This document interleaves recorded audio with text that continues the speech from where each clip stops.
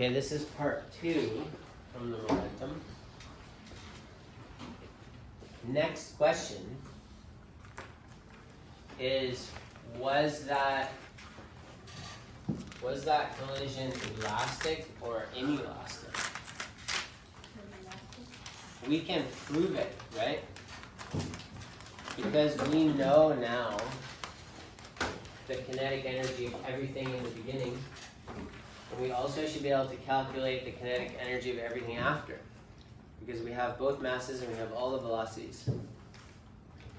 So let's do that. Let's calculate the kinetic energy in the beginning.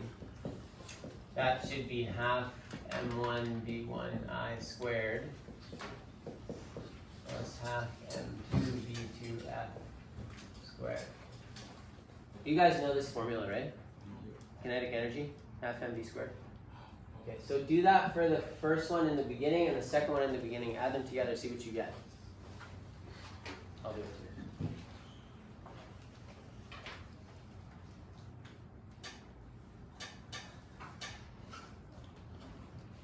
I'll go back to the speeds. So this is 0.225 times 30 squared. And you have to put the half in front as well. So this is 101. 0.25 plus 0.10 in the beginning, right? And this is 6.25. Wow, that's a lot less.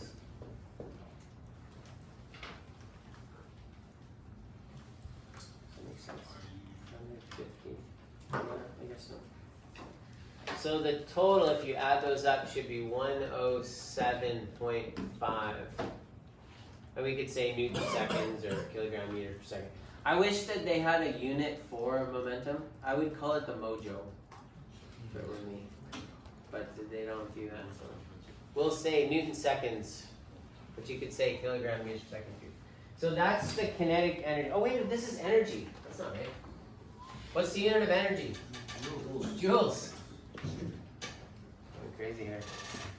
Okay, so that's the amount of joules of kinetic energy in the beginning. So now we find the kinetic energy at the end, which is going to be kind of the same, except it's not VI, it's VF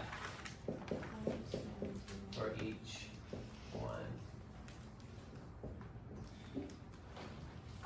So that's going to be 45. Mr. Yeah? For the First velocity. equation, the velocity of second ball is F. Oh, Yeah, should we just switch? thank you, Cherry. Yeah, this should not be F. That should be I. Thank you. Yeah, this is all from the beginning added up, and this is all at the end. So the 225 was going. Oh, we figured that out. 22.2, right? Squared. So that's 55.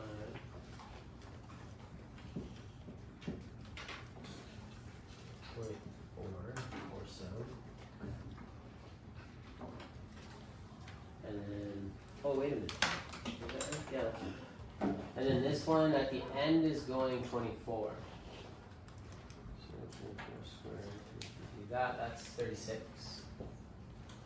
So a 91.4 joules, something like that.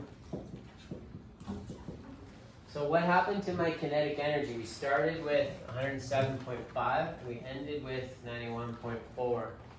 It's Inelastic, that's right, partner, very good. So this is an inelastic collision.